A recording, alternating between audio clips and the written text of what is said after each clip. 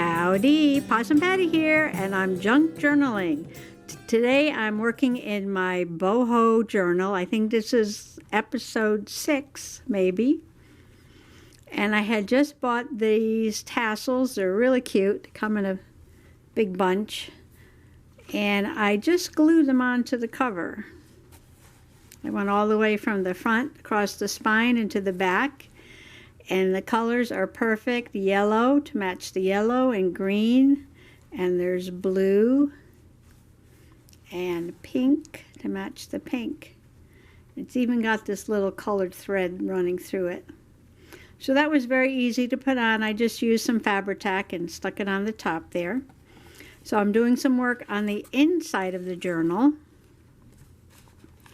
And the front page, I really liked this paper a lot. This is from a pack called Storyteller.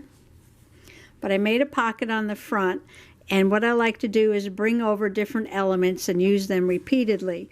So I took some of the material that I used on the cover and decorated a little pocket and a little bit of those tassels again. And I sewed the tassels and the material on before I glued down the pocket. And this is another piece of paper from the pack called Storytellers. And under the tassels are one of my elephants. And I made these elephants by coloring in the pattern that is found on the inside of a Yogi tea box. So I have a pocket on my inside. This is the spine. You're not going to be able to see that once all the signatures are in. You're just going to see a little bit of yellow here. So the yellow and orange is going to run across there like that. And I made a journaling card. I got this pattern of this old-fashioned postcard, I think off of Pinterest or somewhere. And I sewed around the edge with a zigzag and put an old stamp. I think this is from the 1960s. It's a 5-cent stamp. And I glued some of this pink sparkly paper. But you know what? I like the zigzag on this side, but the back I didn't like so much. It didn't show up very well, so I just put this sparkly pink ribbon on there around the edge. You know, a lot of people's boho journals are more towards the antique-y, vintage boho gypsy look. But as people who know me know that my brown is pink and my grunge is glitter. So this isn't going to be very grungy. And there's going to be a lot of pink and sparkle. I guess that's just my style. Everybody has their own style. And I make it the way I like it. So again, carrying over colors. So this is a completely different pattern paper than this one. But the colors, a lot of the colors are very similar with the pink and the purple and the orange.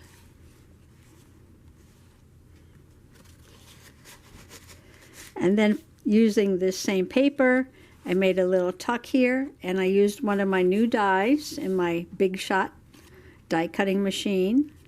Made this little tuck, and this is one of the stamps I got the other day at the Dollar Tree. And it's got this really beautiful rose on it. So I picked this paper, this scrapbook paper. I think I got this at Joann's, with these really pretty pink roses on them. Kind of go with the sticker. And I did find this little pom-pom trim, and I got this the other day at the Walmart. It's very neon colored. But I like the colors. I just love colors. I just put a little at the top with a little zigzag stitch. And I decorated the corners with a Martha Stewart corner punch. And I did a little stenciling on the inside and a little distressing around the edge. And I always distress with pink or purple or something. And I watercolored some printer paper. And I splashed it and watercolored it. And then put a little bit of green on there, a little bit of stenciling. And the back is the same. And so the colors matched the little tuck there. And then on the next page, I carried over the same paper between the two pages. I did some die cutting, and this die cut is backed with a piece of cardstock that has watercolor on it. And the little journaling card also has cardstock with that same watercoloring on it. I just stressed around the edge. And my theme is elephants, so here's one of the little elephants I made with my elephant punch. And this is the same paper as the next page over here. And same paper that's on this side. When I made these little corners up here, out of the same paper I used on the little pocket.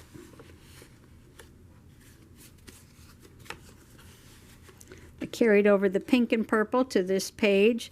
This was a die cut that was gifted to me by the Craft Hog. This is another sticker from the Dollar Tree. I like this one, it's very tropical.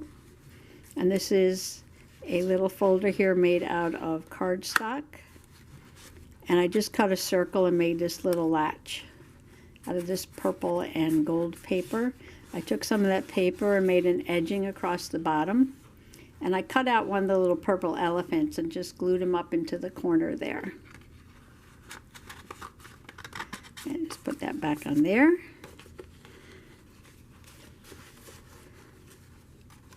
And the next page, I started working on this spread here.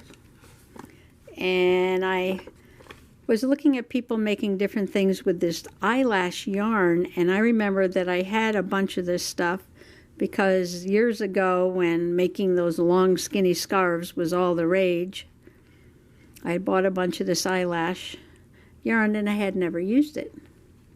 So I pulled some out to add some texture to this page.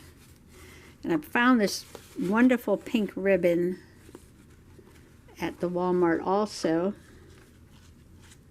It's very sparkly and very pink. I like all things pink and purple. The back of this paper was white, so I needed to cover it up with something. So I put some blue cardstock and then I watercolored some graph paper and I did it purple and blue to match the little eyelash yarn, which is purple and blue. And then down in the corner I have a little pink elephant to match the pink ribbon at the top. Now I was wondering what to do on the next page, and I had an idea because I really don't want to cover up these elephants, but if I sew on a little book or something I could still see the elephants. And I was thinking, what kind of cover should I put on there? And I had a piece of blue, this color, which is the same as that. But even though I liked it on this page, I don't like it on this page. So I was trying out different colors, and when I put this really light lavender there, to me it just went really well. Now I was playing with this really heavy 3D embossing folder. That's a Tim Holtz, but it's very, very thick. And I had made this 3D print, but the paper kind of ripped a little bit and almost poked through in a few places. So somebody suggested to spray the paper first with some water, soften up the fibers, and then run it through. So that's what I'm going to do right now, because I think this will look really cool over here. I might do a flip up this way, like that.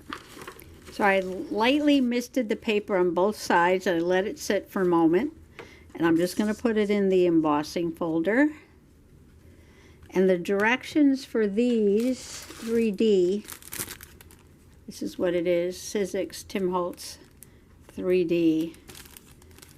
If you look at the directions down here, it says use the platform, the adapter, and one cutting pad. So I have the platform, I have the adapter, and then I'm going to put the embossing folder and one cutting plate. And I'm going to run this through. Maybe I'm going to run it through.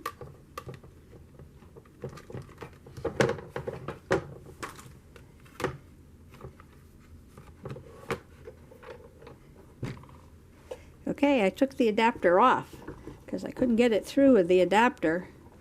So I'm just going to do it once and twice. Whoa, that scares me.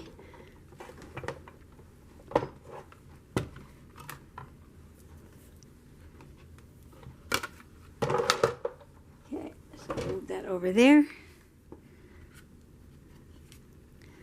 And take this out.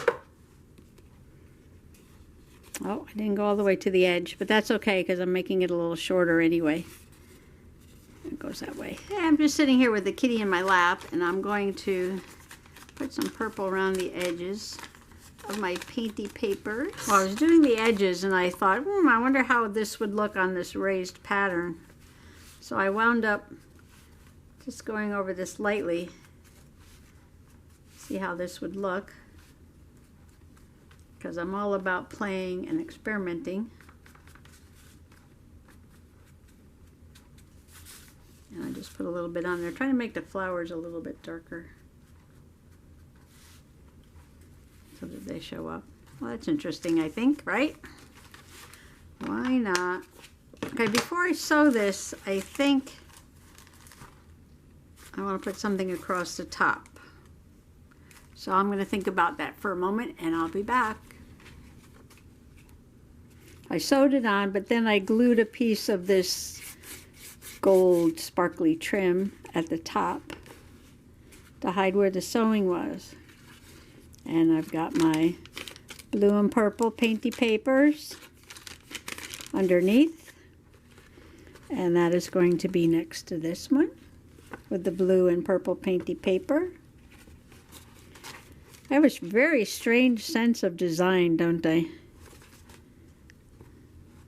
You can tell I didn't go to art school, but I'm having fun. Well, maybe you can take some of my ideas and morph them into your own style. I think that probably would work best, because that's what I do. I watch everybody's videos and then I kind of do my own take on it. Now the next page will be in the next video, and oh my gosh, you know, I kind of like that when I did it, but now I'm thinking, what am I going to do with that? But I shall work on it. So thanks for coming along today, and happy junk journaling. Bye-bye now.